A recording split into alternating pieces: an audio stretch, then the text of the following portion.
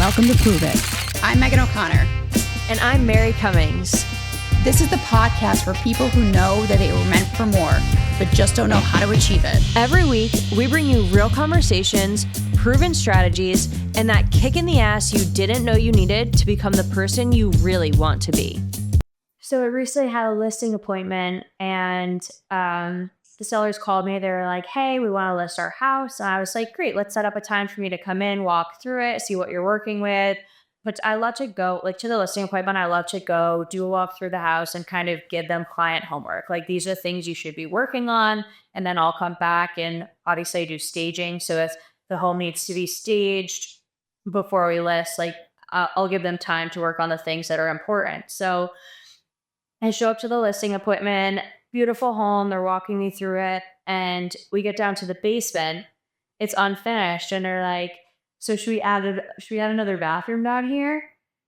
And the conversation always has to be in these scenarios, like, what is going to actually add value to the home and be important to the buyers that are coming into the home? And it's not always another bathroom doesn't always mean more money. Like things like paint and updating, like they had a patch of the floor that was all scratched up, like replacing a couple floorboards. Like those are things that are going to be so much more important when buyers first walk into a home than being like, where's the third bathroom in the unfinished basement?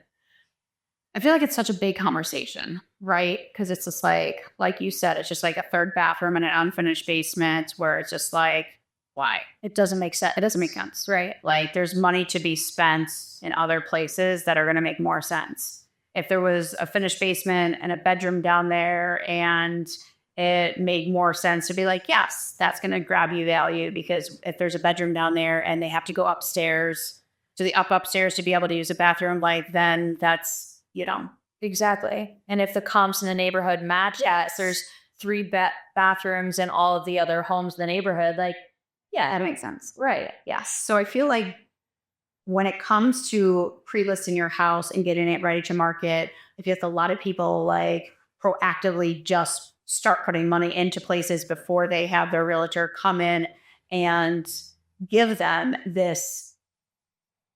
the punch list. Yeah. Like, hey, put your money here. And a lot of times I'm talking clients out of doing things that they were going to do, where I'm like, hey, like do some touch-ups here. Like, you know what I mean? Like I paint goes such a long way, where I'm like, do a couple things here and there. Like, let's just tidy some things up, go through it, declutter. We're going to stage it.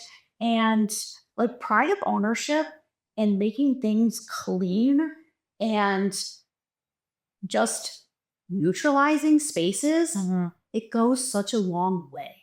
Where I was at a listing appointment last night, and it's a beautiful house, and the homeowner was like talking about redoing stone and all this stuff, when I just was like, you're in your own head. Yeah. Like, what are you talking about? Oh, the fun shit. And I was just like, you are like, you would be doing this stuff because you are a perfectionist and you want to sell your home like very meticulously, and that's you, right? I'm like, this is not a major defect of your house, and it's if you want to fix it, then that's on you, but this isn't something that would come up in a structural inspection. Right. It's like there's already stone there. Yeah, it's like some that need to be like this little thing it's okay. So it's just like those appointments that you need to make with us, getting into the house is just so important, because you could be saving yourself thousands of dollars of money that you're not going to get back. Exactly. And so be like adding a bathroom and a base as like $15K why? I know. It's just like, and I think the way that you kind of narrate the conversation and break it down for sellers is like, what is an emotional decision and what is a strategical decision? Because a lot of these changes that people want to make are things that it's like, well, if we stayed living here, we would do this. Or it's like, this is something that's been bothering us. Like, the goal is not to renovate the house for the next fucking buyer. The goal is to eliminate those punch list items, make buyers feel that, what you always say, that warm, fuzzy feeling when they walk into the house. Give that good first impression and get them the highest return on investment without spending 15K like on a new bathroom renovation. So it's like, what can you spend the least amount of money on that's going to give the highest return on investment? Yeah. And I mean, no, some houses do need. Yeah. We've definitely been into some houses that they're like, I want this price, and it just doesn't, like, well, if I want this price, then you're going to have to do all of these things. yeah, then bigger fixes. And that's going to be more of a long-term like conversation, like, Especially when it's something that is going to come up in an inspection. It's like, yeah, delay the listing, put the time and money into it, because if you don't, guess what? It's going to come up in inspections, and you can bet your ass the buyers are going to be asking for a credit for it. But yeah, it's going to be a major defect. Yeah. But I mean, and a lot of times, and especially when owners have lived in a house, like I definitely get into this where it's just like pride of ownership. A person's lived in there for like 30 years, and they're like, what they do want to sell it like in great shape, and they get in and be like, hey, Megan, like this has been on my mind. I want to sell it. I'm like, it's gonna be okay. That's it's not gonna come up. Right. I know that this is on your mind, and if you want to sell it in this way, I get it, but you don't have to do that. Right. Like, it's not going to come up, and we can talk about doing a couple things, but your money is going to be spent better in these spaces. And a lot of those conversations are doing just punch list items. Yeah, they're taking down your family photos. Right. It's the fresh paint, like you said. And I think that the most important thing for sellers to realize, like, I have had so many potential clients call me and be like, hey, we're thinking about listing. And I'm like, great, let's set up a time. And they're like, well, the house isn't ready. I don't care what. That's the time where you should be coming in. Exactly. Because I don't, like, what do you mean it's not ready? Are the walls down? Like, Yeah. Are you doing construction? You know, another question that I like to ask is, if you were to change a couple things about your home, what would it be? Because typically that's going to be an objection of another buyer. Yeah. Where it's just like, you know, if you were going to change if you were to change something, or something you didn't get around to upgrading, what was that?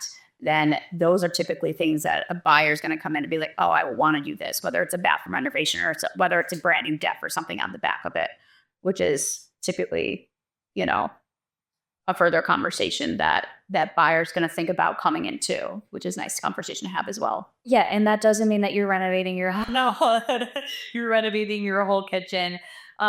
Sometimes even like we talked about, like throwing a vanity in, you can get a vanity, a couple $100, and that's going to make a big difference. Yeah. Like small little changes that can make a big impact on the amount of people that are going to come through the door and make you an offer it can get you thousands of dollars more. Yeah. And I think that's where staging comes in, because the photos sell the home first. And that is why these items are so important. That is why neutralizing and painting and decluttering are so important, because if you don't do those things and people see photos of your house, like, unfortunately, it's going to look cluttered, and things look so different in a photo than they do in real life. Like, even if what I tell sellers, I'm like, hey, if you think a room is clean, take a picture of it and look at it through that lens, and you will see so many things that you don't see when you're in person in a photo. And that's what our job is as agents, and that's why you have a stager come in to clean it up and make it photo ready, because the photos are going to be what determines if a buyer schedules that appointment or swipes the next listing. Right. The percentage of listings you stage is 100%. 100%. It's the power of staging, where it's like, we can show you the photos side by side between what is staged, what is not staged. And I mean, in the day that we live in today, everything is shown. Everybody's buying based on a photo, right? Yeah. And I'm looking at a picture, and from that photo, you're making an appointment to go see a property. Yeah. And I always say this to my sellers, because you can walk into a multi-million-dollar house and it can be the most beautiful home. But just because you see something in person and it looks beautiful doesn't mean that it's going to show the same way through a photo. Yeah, right? Exactly. And that's where staging comes into play, where it's just like, I know your home is absolutely stunning in person, but we have to make it look beautiful through this photo. And that's where the decluttering and the staging kind of comes into play, where we sometimes have to take things out to make spaces look a little larger and simplify the spaces to make it look like it's magazine ready. Whether it's a $300,000 house or whether it's a $3 million house, like we're putting it matters. And we're putting in the same work and we're doing the same thing to make sure that people are looking at the photos and getting that same quality no matter what price point it's in, because everybody deserves to get that full package. Architectural Digest, and they're like, that I could totally see myself living here. That's what you want people to matters. Those details and everything, like it matters. And when you go through and when you show your clients like the difference in the pictures, and we're like, oh my gosh, like I get it. Yes, I know, I get it. And sometimes I have to pull old listings, like the before and after photos, and I'm like, because it is, I think you've obviously been in the industry since before COVID, and I started during COVID, right? So like during COVID, you could go in there, take photos of your iPhone, like house could be a disaster. I mean, obviously we didn't do that, but things were just selling like this, were so much over asked. So I think it is harder for sellers now coming out of that space and realizing this isn't what the market is anymore. And we need to shift our perspective, because buyers are being so much more specific on the things that they're calling out. And it's like, homes aren't just flying off the shelf like they were. They matter. They do. The details matter, and putting that extra effort into it and putting the work in. And it's just like going through the staging and going room by room and being detail oriented about every specific space that is going to be in a photo. Like, you know how long it takes me to organize my pictures and room by room? What's most important? Oh my gosh. Yeah, like our photographer, she gives me back probably so good, but I got between like 80 and 100 pictures, and I on average, depending on the size of the house, maybe use about 40 of them. Right. It takes me probably like a few hours to like sort through everything and then like organize them from like the ones I'm using and the first ones. Like it is time consuming, and it's all strategic.